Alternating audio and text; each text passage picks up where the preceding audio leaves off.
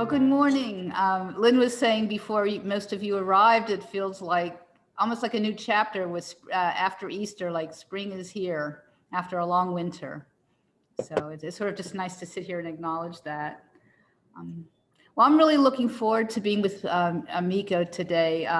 Her title and I think what she's going to be doing is exactly what our organization is trying to live up to. And it talks about how focusing enables carrying forward, even within oppressive contexts. And I can't even pretend to know what all that means, but trying to find a new way forward with focusing to create a world of, as she talked about, greater justice, care, and compassion.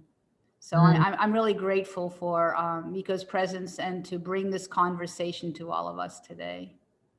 It's such a delight to have Miko. I woke up this morning feeling like, wow, I'm going to get to hear what Miko was thinking about.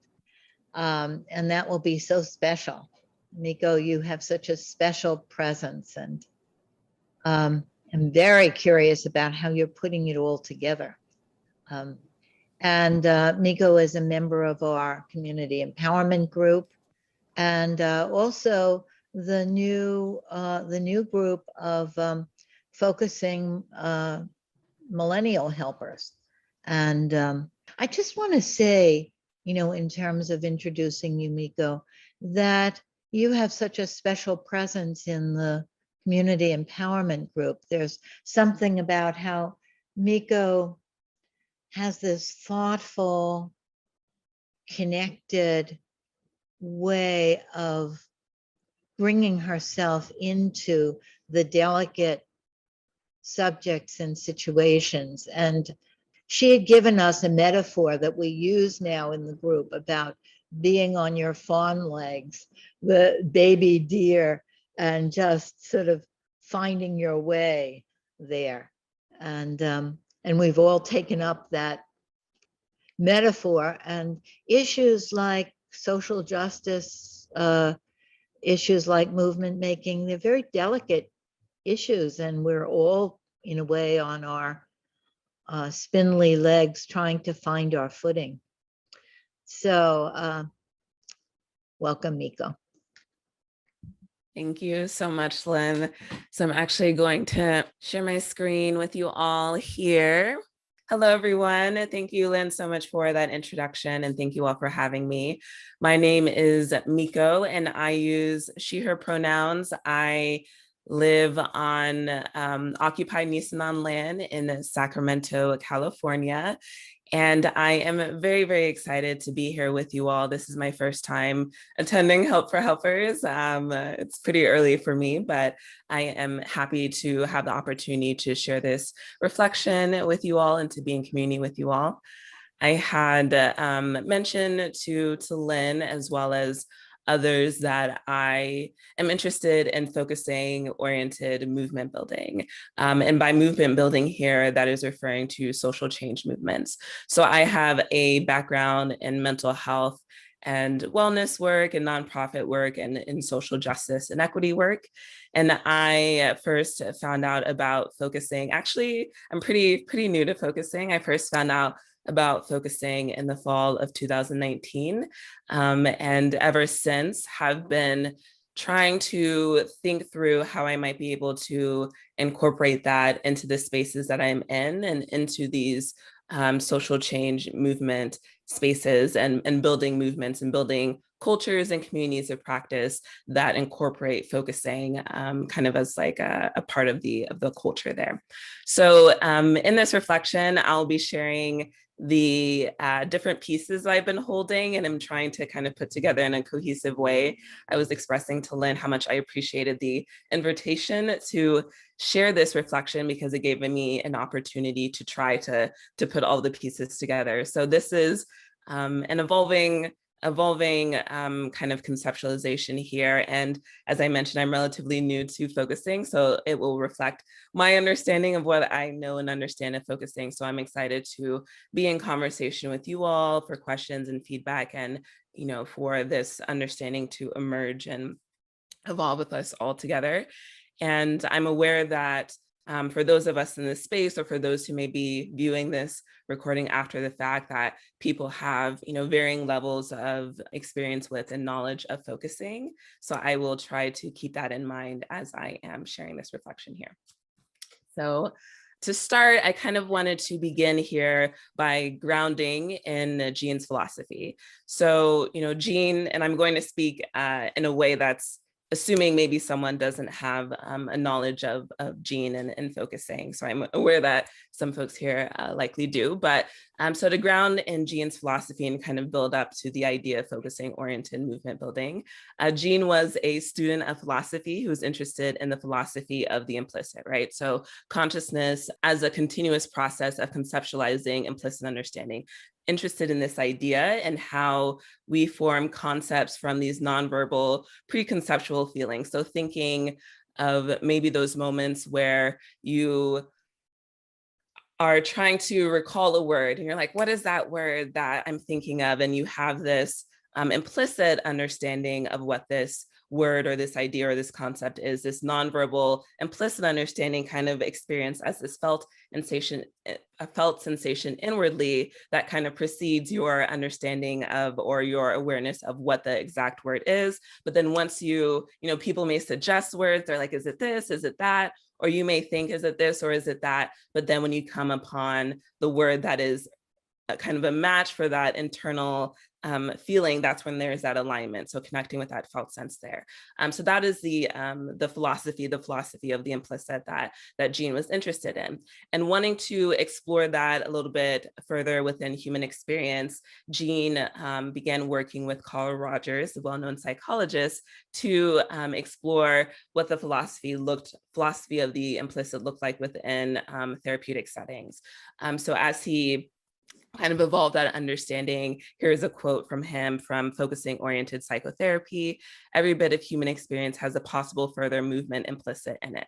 So elaborating on that, in his research that he did with Carl Rogers and exploring therapeutic outcomes for clients in therapy, seeing what led to successful outcomes, what that research uncovered was that there are essentially these two therapeutic dead ends. This kind of therapeutic dead end of getting kind of caught up in, I guess, what could be called like the thinking self and thought in that way, and kind of getting stuck there and not being able to move beyond that place.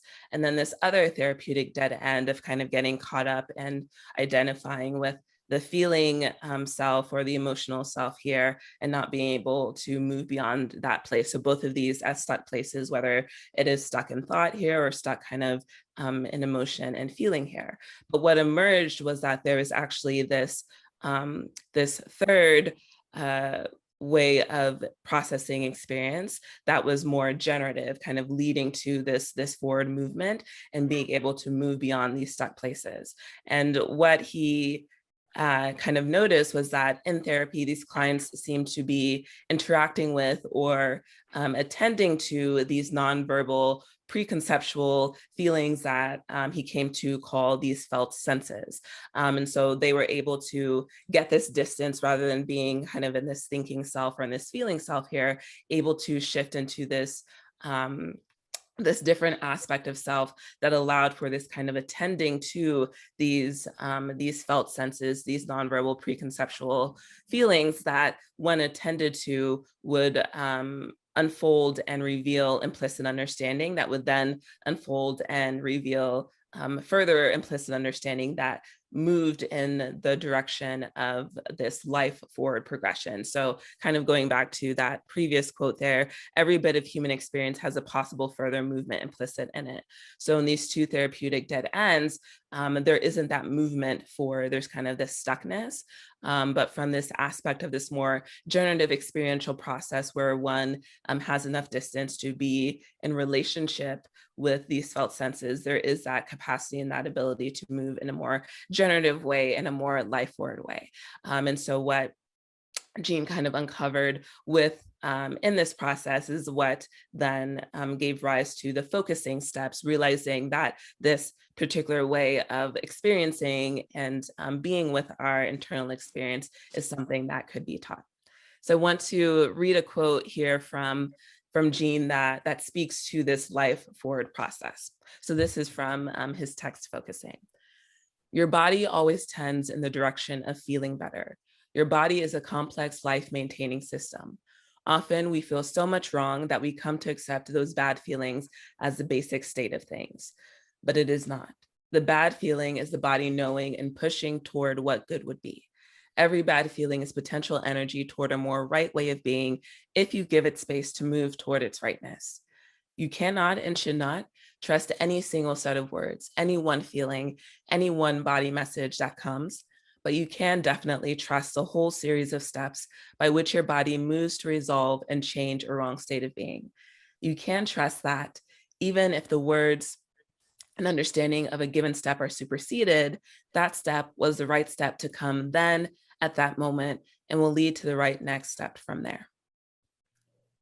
And so core to this focusing and the philosophy of this, of the implicit and this understanding of human experiencing is this realization that we are interaction and that interaction takes place at various levels. So intrapersonally, in relation to this internal experiencing, these felt senses, interpersonally in relation to external subjects. So for those who know focusing, you can think kind of like a focusing partnership, and then collectively in relation to culture, systems, practices, processes, et cetera, in ways that we are shaped by these larger systems and conditioned within them and living within them. So when I'm talking about a focusing orientation here in regard to movement building and social change movement and social change movements, I'm talking about an approach to movement building that, and when I say movement building here, that's just a term to refer to the ongoing work of being in movement and organizing people collectively to create social change in the direction of greater care, justice, and compassion. So bringing a focusing orientation into movement building means centering this life forward process, this generative life forward process in interactions, processes, practices, culture, et cetera, and working intentionally to facilitate that process. So I think there is this awareness in daily life and within movements that decisions are being made. There's an effort being made to move forward in some sort of direction. And this focusing orientation involves being very intentional about facilitating this life forward process that we understand through focusing can lead to that kind of generative movement in that way. So this involves an approach that is interactive and relational, recognizing that interaction and relationships are kind of the foundation of our experiencing.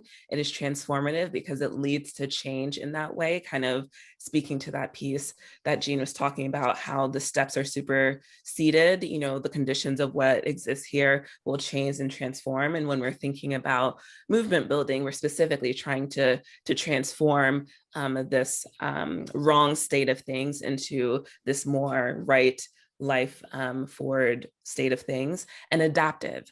And what I mean by adaptive here is how the various steps connect.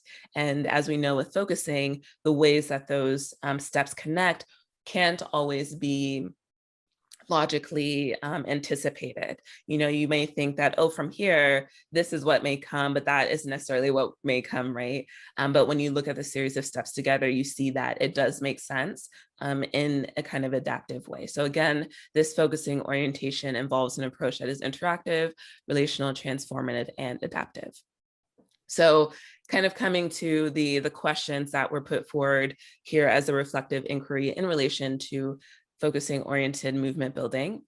How might focusing be understood as a liberatory process that can enable a sense of carrying forward even within oppressive context? So that speaks to what Jean was talking about, how we get used to this bad state or wrong state of things, you know, existing within that wrong state of things, and focusing as this liberatory process that can move us more in the direction of the right state of being, where it feels like there is that sense, or not just feels like, but there is that sense of carrying forward. Can a focusing orientation facilitate an empowered awareness that supports individuals and social change movements in organizing for our collective carrying forward? So the language of empowered awareness is what I use to kind of refer to this state of state of being and experiencing here, and I'll elaborate on that a little bit more. So can a focusing orientation facilitate an empowered awareness that supports individuals and social change movements in organizing for our collective carrying forward? So the important piece here is that it's not only about the individual carrying forward, but it's also connected to the collective carrying forward, understanding that the collective is a collection of individuals, but also that the individual is connected to these others as a cohesive whole through relationship and through interaction. And then how might the wisdom of our inner unfolding and implicit understanding, intentionally accessed through the focusing steps, help us to foster communities and cultures of greater justice, care, and compassion? So how can we incorporate this focusing orientation in a very intentional way in our communities through cultures and through intentional practices? So these are the kind of reflective inquiries that are kind of being held here within the idea of focusing oriented movement building. So I want to speak a little bit more to this idea of empowered awareness. So this idea of empowered awareness is really the aspect of self-being or awareness from which one is enabled to act in a generative and life-forward direction. So, when we are doing focusing and we have this kind of relationship with our internal experiencing, these nonverbal preconceptual feelings, we are able to attend to them in such a way that they are able to unfold in that life forward direction. And within that life forward direction, because it enables movement, because it enables action in that way, I think of it as empowered, this empowered awareness, this aspect of self from which we are enabled to do or move forward in some type of way, as opposed to the other modes of processing where one is kind of caught up and stuck in the thinking self or caught up and stuck in the feeling self. So focusing oriented movement building is about facilitating empowered awareness in such a way that not only liberates the individual within their own mind and embodied self, but empowers them with a sense of power and freedom that persists even in oppressive conditions and extends to include the empowerment and liberation of others. So, really wanting to highlight the three pieces here, that this empowered awareness at the individual level liberates the individual within their own mind. So they have some type of new understanding or new insight that empowers them in some way, or leads to this new sense of possibility or life forward movement, even if it is just a shift in their understanding. And so that sense of empowerment persists regardless of what the external conditions may be. So this is actually tangential here, but, thinking of like Viktor Frankl, right? So Viktor Frankl, kind of being within the conditions of a concentration camp, had this connection to meaning of some kind, right? I think I'm trying to remember that quote, something about the meaning being connected to the pursuit of love or the experience of love, right? So even within those oppressive conditions, he was able to connect to that sense of meaning that felt like this kind of new opening of sorts. So that is kind of this sense of empowerment, even within oppressive contexts and conditions, but also a core piece here again, that this extends to the empowerment and liberation of others. So it's not just for individual embodied self. By embodied self here, I mean the individual consciousness within a particular body, but also extending that to the collective as well. So I want to draw on Gene here, and we'll do quite a bit of sharing of his quotes here. And this is from The Political Critique of Awareness. I'm always bringing this up, this particular article, because I think it is the article that really, the writing of his that really sparked this connection for me to focusing to the social justice and equity work that I do in movement building and social change overall. So I'm going to read from Gene here. So we live in a structural political context, and it can help to sense ourselves within it. A political context enables private freeing steps beyond the usual limits. People in so-called minority groups gain a lot of strength from discovering that such subjective difficulties are not their individual traits, but are systematically generated by the experiences the social structure assigns them. Recognizing this, an individual becomes stronger. This well-known strengthening comes from knowing oneself to belong to a politically oppressed group. This effect does not occur if one knows merely that others suffer similar difficulties. The strengthening comes from the political aspect. And let us see how that word works here. So this strengthening comes from, and Jean will talk about this here, but this awareness that we are embedded within and shaped by and conditioned by these larger structures and systems. So an individual may have this sense of shame or guilt about themselves and how and who they are, but in understanding that they've been shaped by these larger structures to maybe operate a certain way or be a certain way, then enables them to have this sense of empowerment, recognizing, oh no, this isn't that there's something wrong with me. It's actually because I've been shaped in this way. And from that, there comes this strengthening that Jean talks about. So continuing to read from Jean here, political oppression has its common origin in structural arrangements of social living, definitions of situations, conditions of work, patterns of love, roles of social and economic structure. It is not just individual fate accidentally shared, therefore it gives one an energy. So even wanting to go back to this piece here, this effect does not occur if one knows merely that others suffer similar difficulties, right? So a person can see that, oh, I'm suffering and this person is also suffering in the same way, and it doesn't lead to that same political strengthening. A core part of what leads to this political strengthening is the recognition and awareness of these larger systems. So that awareness, that understanding, and that kind of learning about those structures and those systems and the history of it is a part of this kind of strengthening as well. So I'll read that last paragraph again. Political oppression has its common origin in structural arrangements of social living, definitions of situations, conditions of work, patterns of love, roles of social and economic structure. It is not just individual fate accidentally shared, therefore it gives one an energy. So continuing on. The person self-denigrating turns into positive energy. The person feels as one of millions who had criticized themselves individually. The shortcomings are recognized as a result of political deprivation. Suddenly, a shy person who has always been interrupted and has no experience in arguing can speak up. The inability to speak well is no obstacle now. The person points to it saying, see, I don't speak well. That's because of how I was trained only to listen. That's my point. We need to extend this political strengthening to everyone. Blacks, women, and gay people also need this strengthening as human individuals, not only as members of a minority. So again, here's that piece of this person who doesn't speak well, right? Who may feel shame around their inability to speak well, but then recognizing, oh no, I don't speak well because of how I've been shaped by these larger systems. So again, thinking about interaction happening interpersonally, and collectively, there is this societal aspect to it, but this could also happen at the familial level, right? I think that comes through in therapeutic settings.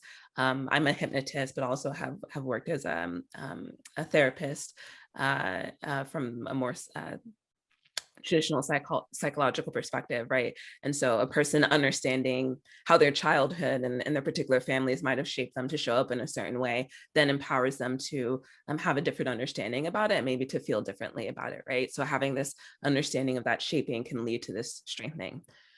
So continuing to read here, just as the women's movement opposes not men, but certain structural patterns, so I am not opposing people, but structural arrangements. Everyone is trapped in those, nor am I speaking negatively about the present society. Our greater individual capacity and intricacy developed in its relatively great openness, its literacy, wealth, production, communication, and other sophistications, as well as its history of constant evolution. The idea is not to turn against it, to stop loving it, but to sense where it is killing the life in us. Right? So where it is killing the life in us is this, where that life forward movement is being inhibited, right? So if the human organism has this life forward process that is inherent to the organism, then the idea here is what's being recognized here as oppression is that there are these aspects of these larger structural patterns in society that in some ways kill that life or inhibit that life forward movement. And so that is why so that is where referring to focusing as this liberatory process comes in, because it allows that, that aspect of, as I've heard Lynn say, life seeking life. It allows for that to happen in a generative way rather than kind of getting stuck or being inhibited or hindered. This political awareness is needed for social action, but also for a private experiential process. So this happening at the collective level as well as individual. Continuing to read from Jean, this is the last slide from Jean. You might find how you oppress yourself by identifying and joining old forms. For example, those that say produce, perform, don't upset those in charge, don't ask too much, make no waves, look good, be deserving. And so from the social justice perspective, we would think of this as internalized oppression, right? That is, these are these inner voices that are doing the shaming, that are doing the guilting. So really, once you have an understanding of these structural patterns, you can connect to how you've internalized those ideas in internalized oppressive ways. And continuing from Jean, people differ in what they have developed and what is now a freeing step for them. So people have different social positions within society and within these structures and within these systems, but have also been shaped in different ways depending on those settings and their particular environments. And so continue on from Jean. Without a political translation, there may not be enough energy to free us from hurt, anger, shame, etc. Their stuckness keeps us in the forms we consciously oppose. We see through these forms, but our bodily capacity is not enough to walk through them. New forms don't just pop up. They are augmentations of old forms. They come from freely sensing the old forms and how they don't fit. Avoiding them from pain is almost like respecting them.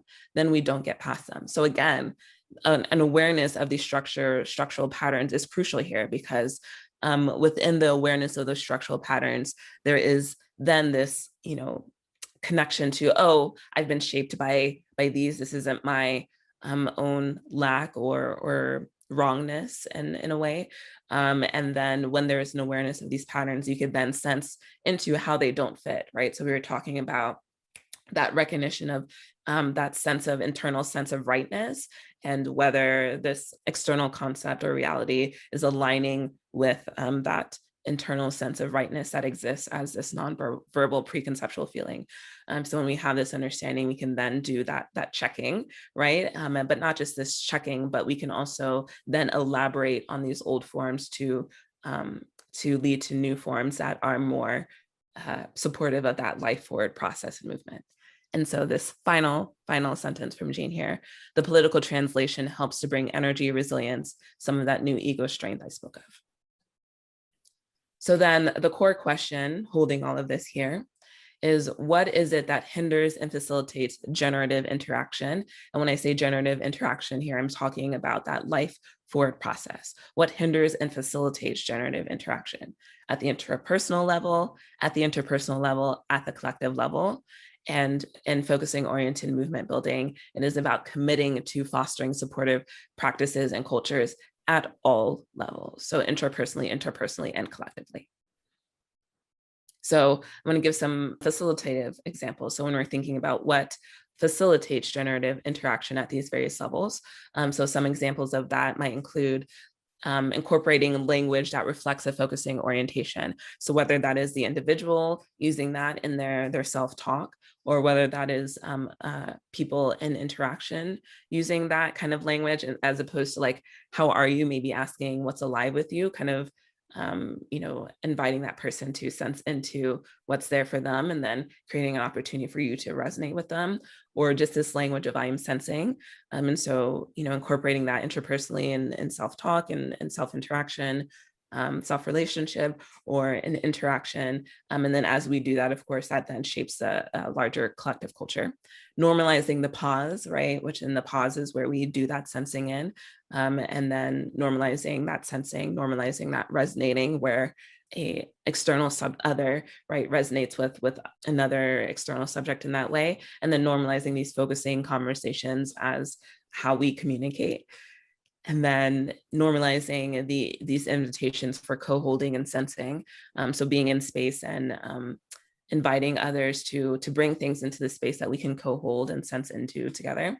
And then some other facilitative examples are processes and practices oriented toward emergent and evolving mutual pattern making, right? So if we are centering this life forward process and incorporating this focusing orientation, we would then prioritize processes and practices oriented toward emergent and evolving mutual pattern making rather than fixed and rigid hierarchical rules and paradigms where it's like this one person says that we do things this way and so that's how we do it, rather than this kind of more equitable, mutual, relational pattern making that emerges there. And so processes and practices here could be, decision making. It could be how we go about doing a meeting, or it could be how we go about doing conflict resolution, or just how we go about interacting or being in conversation, all of that.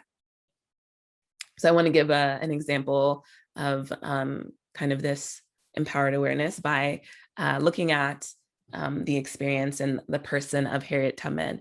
So for those who may or may not be familiar with Harriet Tubman was an abolitionist who lived during the time of 1820 to 1913, who had been born into slavery in the United States. And so she was able to escape enslavement and slavery, but not only did she escape slavery and to freedom, she also came back to help free others. So she came back and helped to free 70 other slaves and was a critical figure on the Underground Railroad, which was a network of secret routes and safe houses that helped people to escape to freedom during the time of historical slavery in the United States. So a core piece is here that she escaped for freedom herself, that she also came back to help others to escape as well, and that it kind of led to this movement of this Underground Railroad where people were kind of organizing collectively together to support that liberatory journey for people. So I wanted to kind of speak to this Harriet Tubman shaping here with this quote. So this is from Harriet Tubman. "I grew up like a neglected weed, ignorant of liberty, having no experience of it.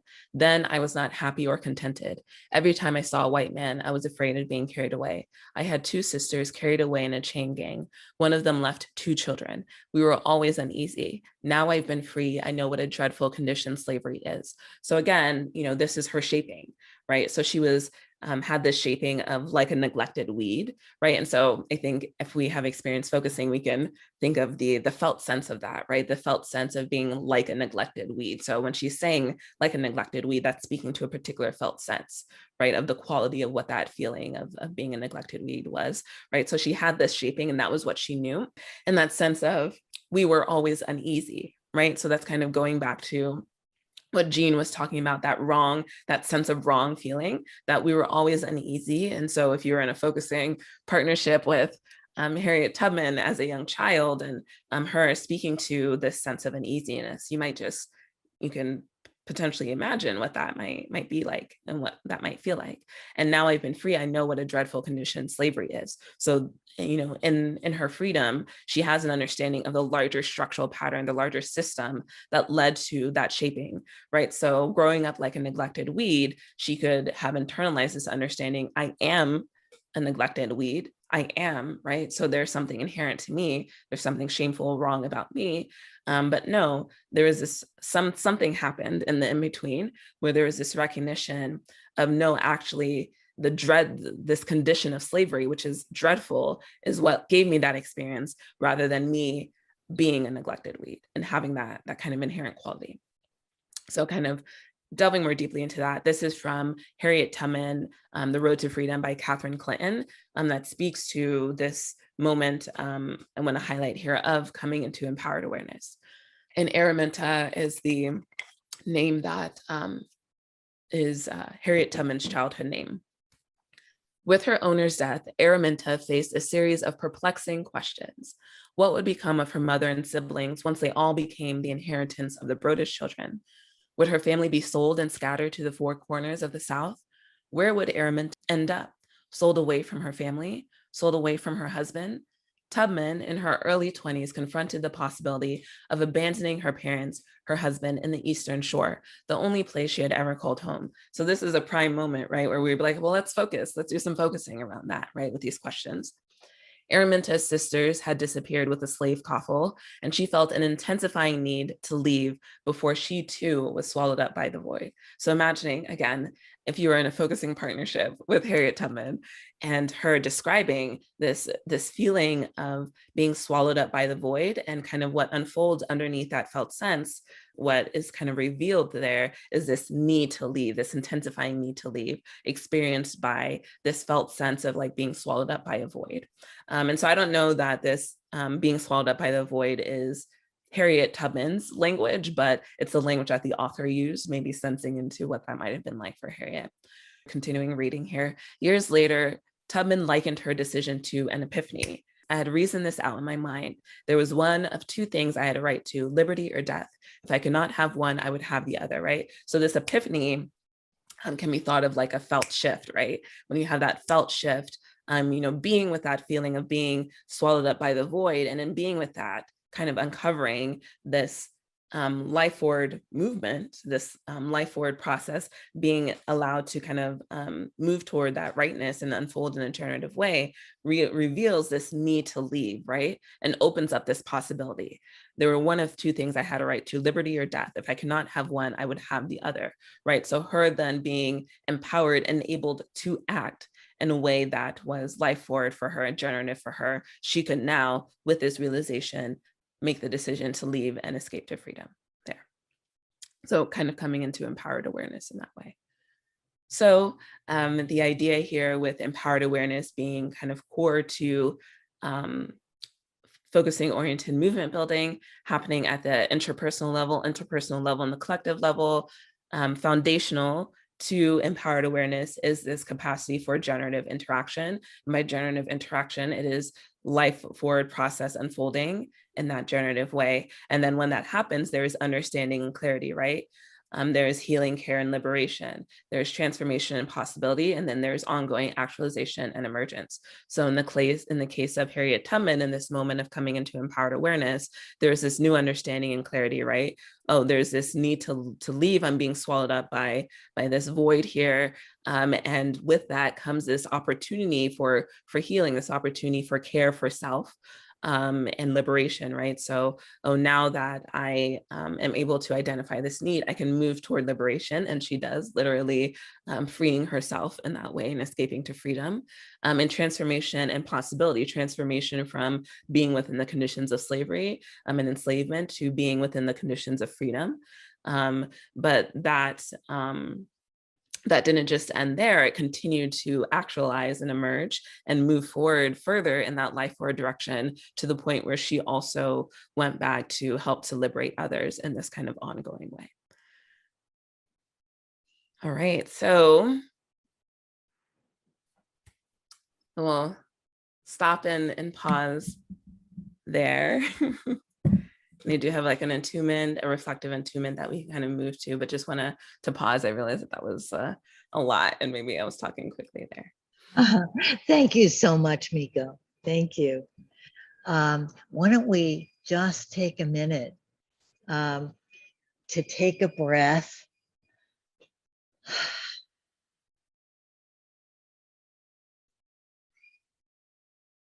One of the things that came out in our planning meeting last week was how our project here is characterized by all of these different presentations with the sort of question, what does this mean to you? What does this do? What does this do in you? Miko, that was so rich. Let's just see. That was a big mouthful, right? And there's so much there. Let's just see. What did that do? What did that bring? What's alive for you in what Miko brought us, which is a whole new branch of conceptualizing the article that Miko loves so much, embodying it. Let's see how you're embodying it.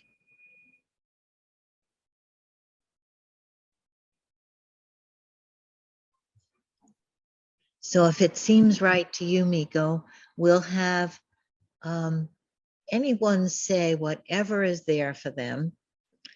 I mean, I came on a minute or two late, but I got in the shorter time that I was there, I just feel so full. Oh my goodness. I just feel like I'm embodying Harriet. Oh my God. And it's a constant reminder to me, like, we just don't know the depths of everyone that we see and pass on the street. We just don't know how deep they are and what's going on for them. Thank you. I just really want to thank Miko for that beautiful presentation. And what's so alive in me just now is inspiration and possibility, and just the hugeness of all of that when we can really take, some of the things that Miko brought out and really feel into that movement forward, not just from the inside individually, but from this space that can evolve around us that includes so many other people and deeper layers of understanding around that. So thank you, Miko. That was beautiful. Thank you, Miko, for bringing all this richness. And also I feel a sense, I feel like a bud of forsythia right now. So you can see a little bit of the yellow. It's still in the bud, but it's it's there. And I feel this potential in the way you're framing the work. And it feels so hopeful. And I'm very, I'm very excited about what you presented. So thank you so much. Thank you. What I feel is a sense of structure that one of the key quotation for me was, I am not against man, but certain structural pattern. And this is what I really, what you fleshed out for me, from my understanding. And because maybe I am reading a book that's Waking Up White and Finding Myself in the Story of Race. And it's a white woman who wrote that book. And it's very complementary to your presentation, because that book tells about how in America the structural patterns of segregation and the vocabulary escapes me. And now with your presentation gives the processes, how to do it together, and to have a common felt sense and a together felt sense. That when we are in a meeting, to invite the group felt sense instead of one hierarchical figure, he's leading everything. And that's, I felt this movement of horizontal process, much more hope. So I hope I make sense. And Brigitte bowing out.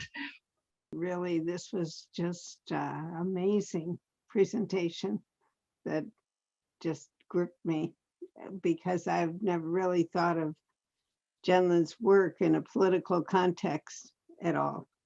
And it brought to mind so much of what's happening right now in the George Floyd kind of movement, the way that's bringing a connection to meaning in the most oppressive kind of situation individually, that's become a completely collective movement. It just, as she was laying out, that these steps are really creating and have carried forward massive change, and continue still to do that through the trial that's been unheard of in the past of this policeman and what happened there. So just the process of the way she connected Jean's work to all of this is just to me, I don't want to be judgmental, but it was like brilliant and very enlightening.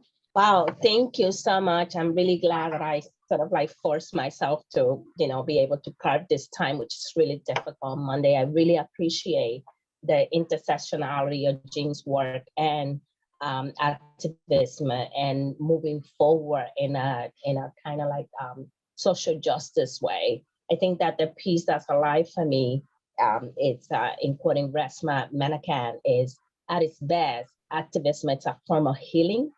And it is about what we do and how we show up in the world. It is about learning and expressing regard, compassion, and love. And I think that what was alive for me in that conversation is that in doing this work and getting to a place when you can actually hold someone else with compassion and love, that there's an interaction that develop and move it forward. And from there, that it's not only the internal work or the individual work. In Buddhism, it wouldn't be just sitting in your cushion, but it would really be the practice of engaged Buddhism. I think in this form, it would be the practice of engaged focusing. That focusing is not just for me, but it would be something that would, like a tidal wave, move all of us forward as one unit. Thank you so much. I am going to say, and let it land where it land, that I am so glad to see BIPOC people showing up in this room and taking on a leadership role. So thank you. Thank you, Isabel. I love that tidal wave image. Yeah, so I know that Harriet Tubman, when she didn't know which direction to take as she was leading people out, would go into a dream, and get an exact image inside her of which direction she should go, that was the safe direction, and that's something that we can do, as well, that we have that if we tune in, that knowledge. And so, yeah, and so what you said, also encourages me to really trust what I see inside me. And somebody in my family who is a year older than me is passing, it sounds like right now. And, and it really encourages me to do what I need to do in my life, in the time that I have. And so thank you, for showing us how to trust what's inside us and lead with other people and join with other people. Thank you. Ayana, I had thought of that same image from the movie Harriet. I don't know. I mean, just raise your hands if you saw that movie. It would be great to watch it again.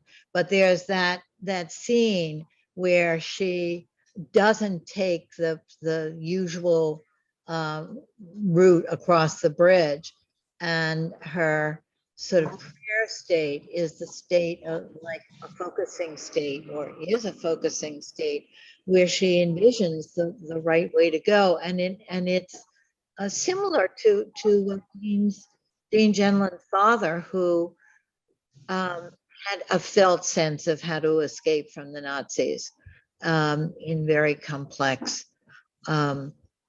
times. And we can think about these things as historic, but also metaphoric, that when we're escaping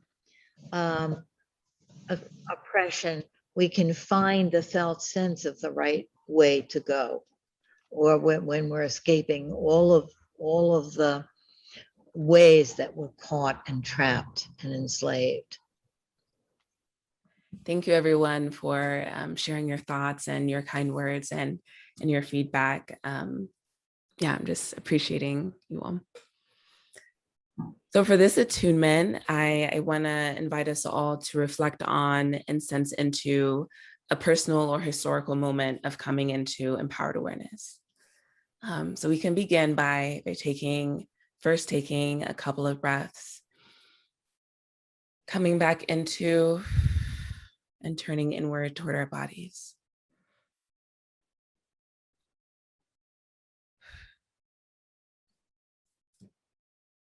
And as we do, I invite us to hold in our awareness the particular intricacies of our individual and collective shaping, our experientially felt body that is embedded within and informed by larger structural patterns and systems.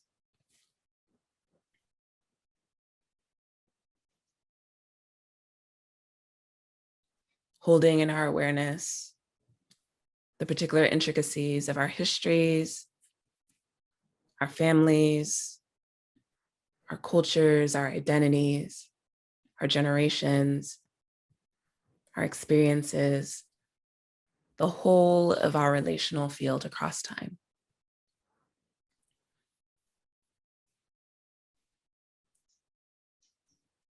And within all of that, sensing into that aspect of self that has been present to and aware of all of those experiences. Maybe recognizing the ways the embodied self has changed and evolved over time, yet aware of this ever-present aspect of self, ground of awareness that has always been.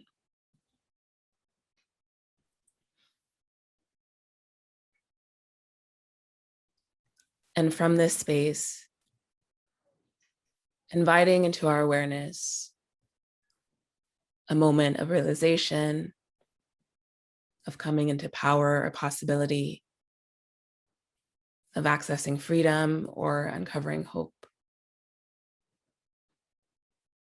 Welcoming a moment that feels distinctly personal and or one that feels collective or historical or that we may have witnessed.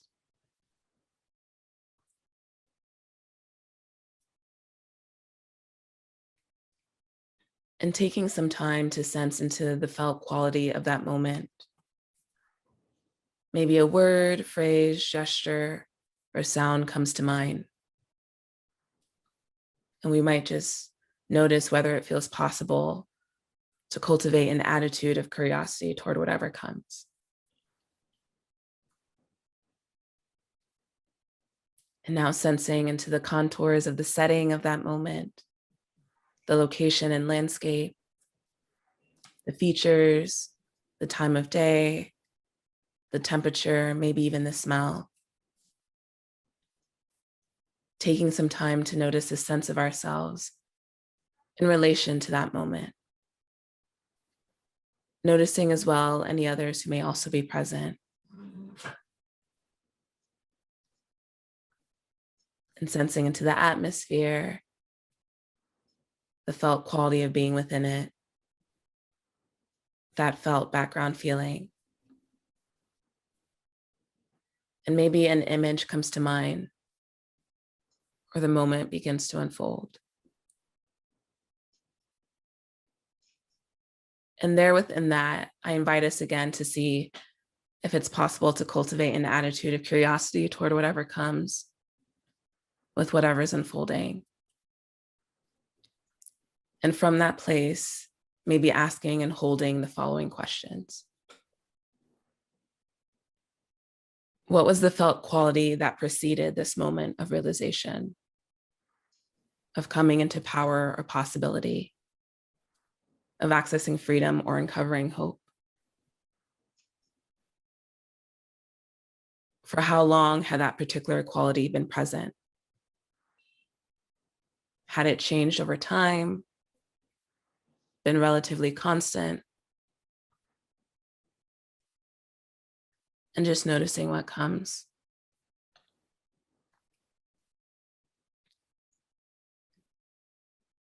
And now I want to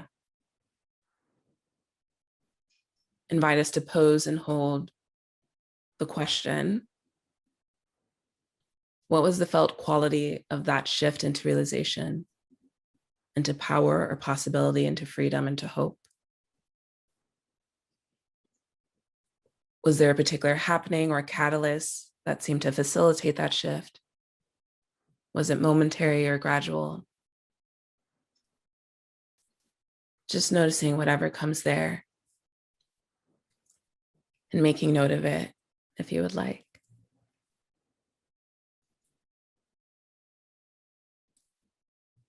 And lastly, you might now ask and sense into, what was the new understanding that emerged with that shift? At what level of interaction did that shift take place? The interpersonal, the interpersonal, the collective, two of those, or maybe even all three.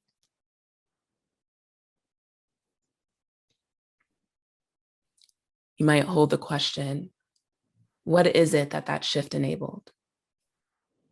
Taking a moment to notice what comes with all of that, and maybe making a note of it. And asking inwardly, what was or is the felt sense of what it is that that shift enabled? Noticing if any images, words, phrases, gestures, sounds, or other qualities come. And holding all of that gently in your awareness.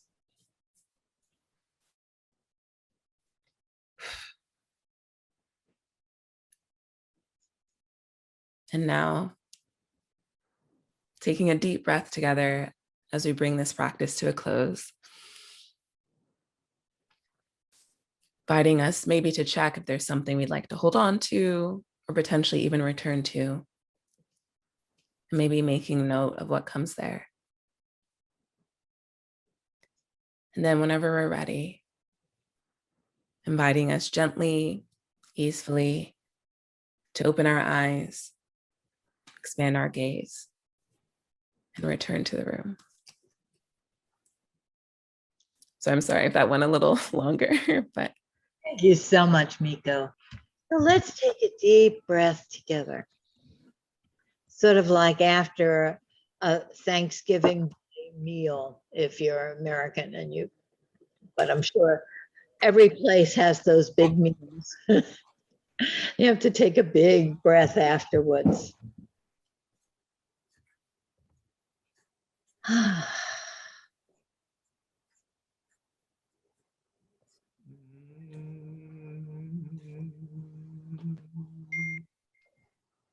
Okay. We're ready to hear from you. And again, we always like to give a special invitation to the more reluctant to speak people and the new people. And all the rest of you.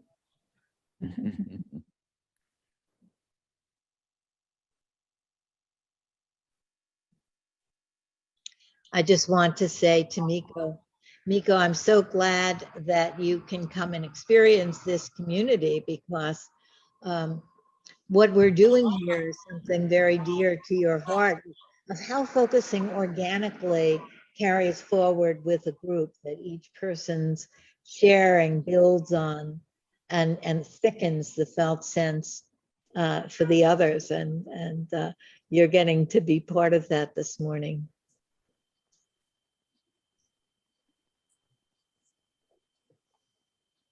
Just like to read one of Harriet Tubman's quotes, but thank you, Miko, so much for connecting me and reminding me of it.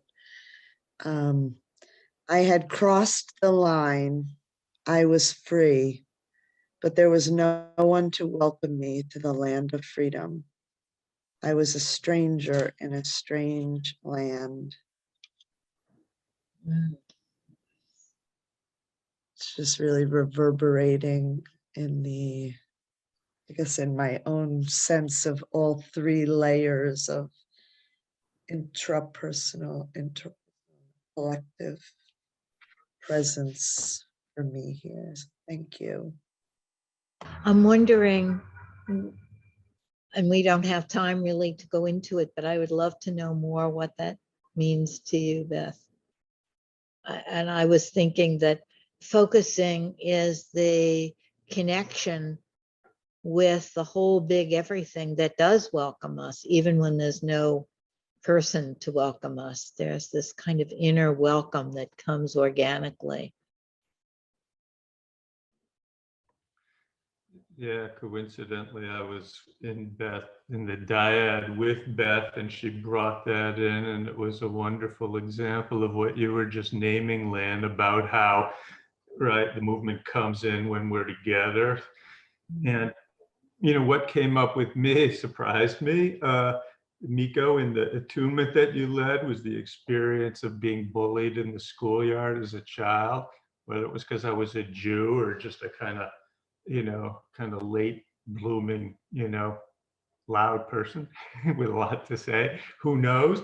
But what was interesting, you know, I was alone in that in a way, but I felt somehow welcomed or somehow supported in, because I was seeing the scene from above with a lot of compassionate awareness. And so maybe something like how this may sound sort of mystical, right? The group energy of the being together with allowed me to be in relationship to that constrained place.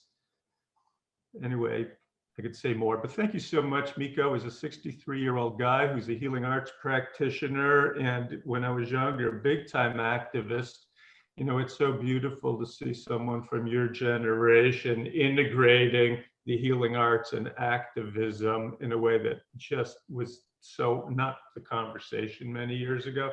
Bless you. Bless you.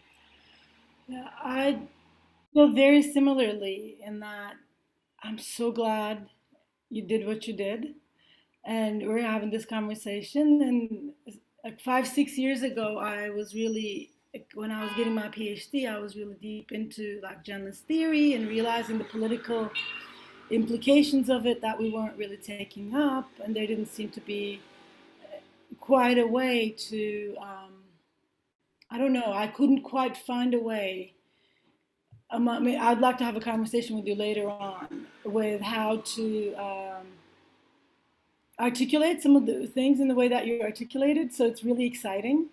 And especially in terms of like building practices, I was very excited about the possibility of building new practices and words of how to use language in a way that's not just you go from this category, now you're here, but more as it can also be a liberatory practice to use language in this particular way. And the ways that we get together, it's just, I mean, there's more to be said, but thank you. It's wonderful. I heard Miko's talk as something almost like an executive summary for a textbook.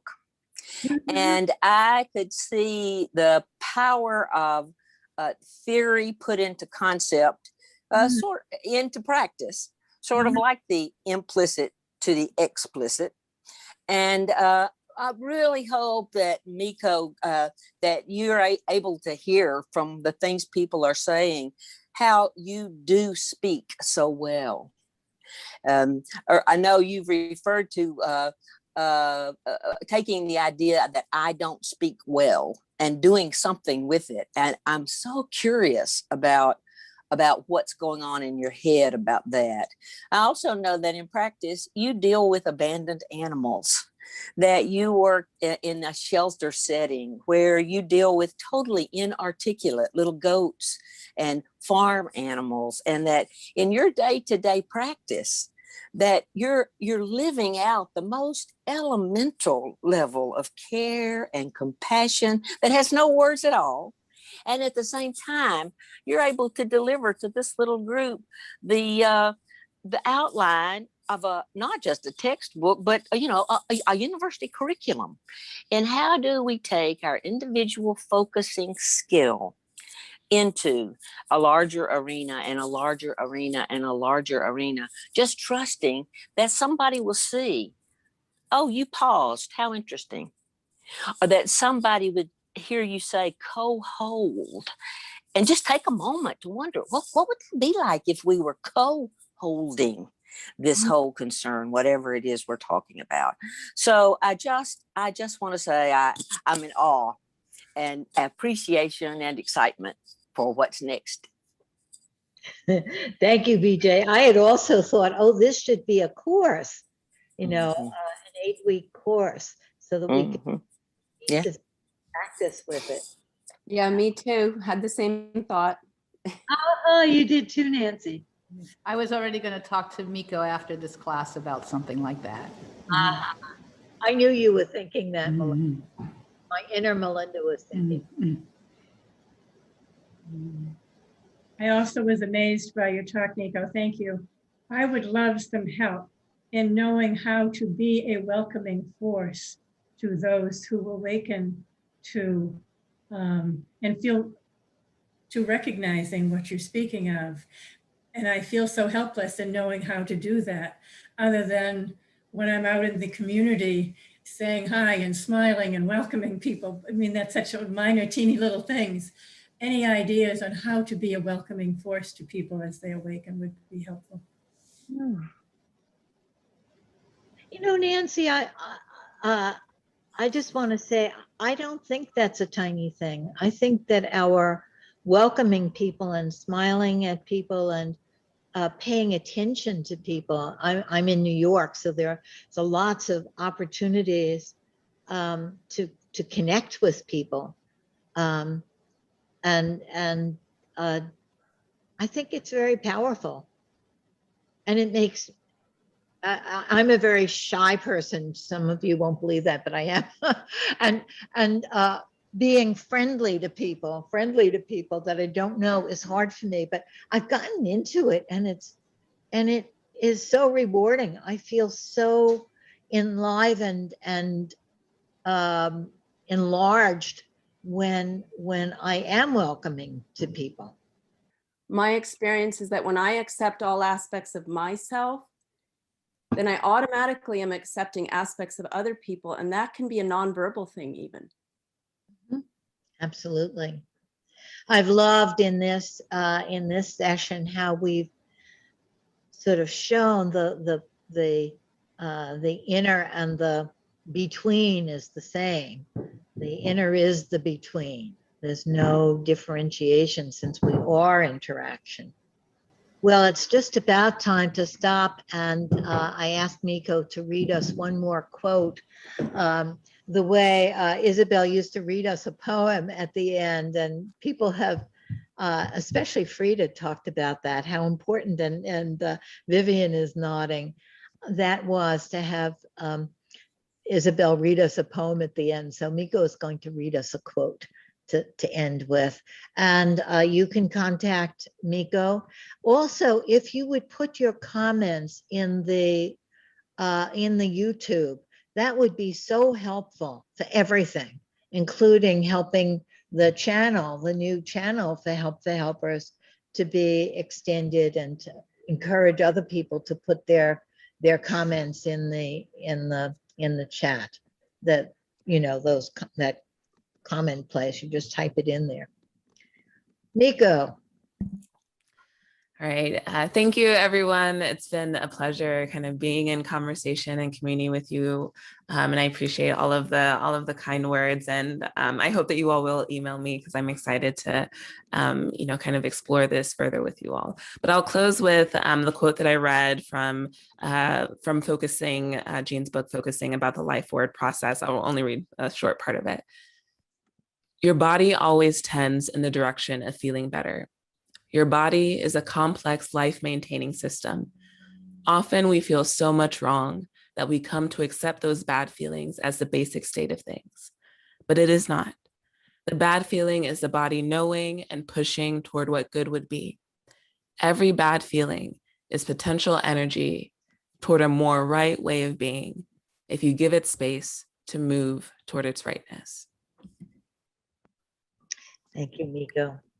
This is a time, Miko, when we all say goodbye together. Everybody says anything they want to as we leave each other. And looking forward to seeing you next week, everybody. And You will. Yes, be well. Thank you. Thank you. Yes. Thank Be you, well, Miko. everyone. Bye, everyone. Bye-bye. Bye. Bye. Bye. bye-bye. Bye-bye. Bye. Thank you. Bye-bye. Thank you so much. Bye. Bye-bye. Bye-bye. Thank you.